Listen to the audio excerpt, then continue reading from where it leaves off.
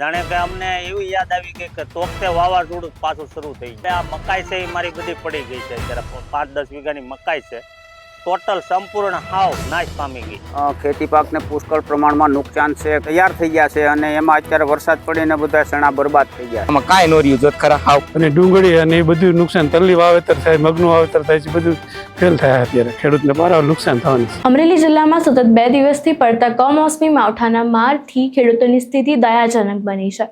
ખેતી પાકમાં ઘઉં, ચણા, ડુંગળી, ધાણા, બાજરી સહિતના ખેતી પાક પર વાવાઝોડે રૂપી આફત સાથેના વરસાદે કાળો કેર વર્તાવતા ખેડૂતોના તૈયાર પાક નષ્ટ થતા ખેડૂત લાચાર બન્યું છે।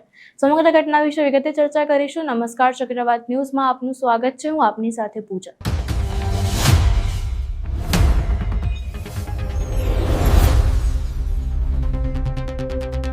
અમરેલી જિલ્લામાં સતત 2 દિવસથી પડતા વાવાઝોડા સાથેના વરસાદને કારણે ખેતી પાકોની દશા ખરાબ થઈ છે। બાજરીના ઊભા પાક હોય કે ચણાના તૈયાર પાક, ઘઉંના તૈયાર પાક સાથે ધાણા અને ડુંગળીના પાક ખેતરમાંથી ઉપાડે તે પહેલા કમોસમી માવઠાના મારે ખેડૂતોની હાલત ખરાબ કરી છે।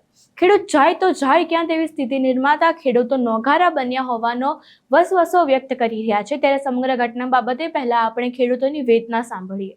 મારું નામ હિંમતભાઈ નાગપરા છે, મારું ગામ મોટા ઝીંઝુડા છે અને કાલે 5-5:30 આ પવન ફૂંકાયો બહુ વધારે પ્રમાણમાં। જાણે કે અમને એવી યાદ આવી ગઈ કે તોકતે વાવાઝોડું પાછું શરૂ થઈ ગયું છે, એટલો પવન ફૂંકાણો। એના હિસાબે આ મકાઈ છે એ મારી બધી પડી ગઈ છે, અત્યારે 5-10 વીઘાની મકાઈ છે, ટોટલ સંપૂર્ણ હાવ નાશ પામી ગઈ। કારણ કે અત્યારે અમારે લાણીની તૈયારી હતી, વાઢવાની તૈયારી હતી અને આ નુકસાની અમારે સહન કરવી પડે છે। કેટલું નુકસાન? નુકસાન 2.5 લાખ રૂપિયાનું તો ખરું પાકું। સરકાર પાસે અપેક્ષા? સરકાર પાસે તો અપેક્ષા હોય જ બધાને, પણ કાંઈ મળે તો થાય ને। દર વખતે આની આ પોઝિશન હોય છે, કારણ કે અમે ભૂલી નથી રહેતા તો વર્ષમાં એકવાર તો અમને આ માર પડે જ છે, હરેક ખેડૂતને, મારે એકને નહીં। સરકાર સહાય કરવી જોઈએ, સરકારે સહાય તો કરવી જોઈએ। મારું નામ જીવનભાઈ વનમાળીદાસ રામપ્રસાદી, ગામ સેંજળ, તાલુકો સાવરકુંડલા, જિલ્લો અમરેલી। કાલે જે 5 વાગ્યે વરસાદ અને પવન જોરદાર વરસતા ખેતી પાકને પુષ્કળ પ્રમાણમાં નુકસાન છે। ઘઉં, ચણા, જીરું, પછી લસણ, ડુંગળી એમાં પુષ્કળ પ્રમાણમાં નુકસાન છે અને આ તૈયાર પાક જે ચણાનો છે એ તૈયાર થઈ ગયા છે અને એમાં અત્યારે વરસાદ પડીને બધા ચણા બરબાદ થઈ ગયા છે। શું માંગણી? તો સરકારશ્રીને અમારે નમ્ર અપીલ છે કે ખેડૂતને યોગ્ય સહાય આપવા વિનંતી। અમરેલી જિલ્લાના બગસરા, વડિયા, ધારી, અમરેલી, ખાંભા, સાવરકુંડલા, લીલિયા સહિતના મોટાભાગના તાલુકા મથકો પર કમોસમી વરસાદે ખેડૂતોના મોંમાં આવેલો કોળિયો ઝૂંટવી લીધો છે। ત્યારે ખેડૂતો સરકાર સમક્ષ ફરી આશાઓ ભરી અને સરકાર સહાયરૂપ બને તેવી લાગણીઓ ખેડૂતોએ વ્યક્ત કરી છે। રમણીકભાઈ જીણાભાઈ સોજિત્રા ખેડૂત? હા। શું કરો છો ખેતરમાં? ત્યારે ધાણાનો 2 દીથી હાંકવાની વાત કરી છે, પણ આમાં ઘાર આવી જાય છે ને હાલતું નથી। શું કરું? કાલ હાંકવું તો કાલે વરસાદ આવી ગયો, આ બધી વેરણ શેરણ કરી, આમાં કાંઈ નો રહ્યું જોત ખરા હાવ, હાવ બધું ખરી હવે આ ક્યાં હાલે ને એવું થઈ ગયું હાવ। આ બધું કઈ ના આવીને ભેગું કરી છે, પણ આમાં ક્યાં હાલે એવું તો છે નહીં। હવે આમાં શું રહ્યું છે? વાવ ઉડાડી નાખ્યું, સવારમાં હાલે ને બપોર હાલે નહીં, ઘાર કરી જાય, શું કરવું? આમ જો હાવ કાંઈ નો રહ્યું પૂરામાં, ક્યાંય ને ક્યાંય પુગાડી દીધા પૂરા હાવ। આ બધું વીખી નાખ્યું બધું હાવ વાવાઝોડાએ છે, કાંઈ આમાં કાંઈ રહ્યું નહીં, આમાંય નથી। જો આ બધું હાવ કરી નાખ્યું પૂરું, જો કાંઈ એક દાણો હવે આ વેચવા જાય તો કાંઈ ન આવે, આખું કેવી રીતે આ પલળી ગયા હાવ। મૂળજીભાઈ સોજિત્રા, વડિયા।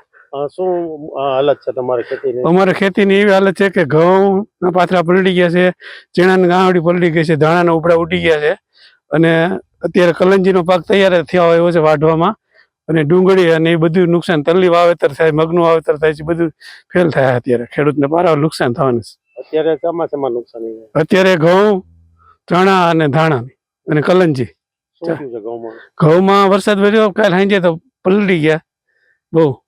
અત્યારે જો હજી વરસાદ આવશે તો હાવ અમારે ઉગી જાય ઘઉં, ધાણાનો કલર વયો જાય, એના ભાવ ન આવે, અને ચણા હોતી ઉગી જાય। એટલે વરસાદ એવો બધો પડ્યો? હા, એવો બધો પડ્યો, પાણી આઈ ગયા।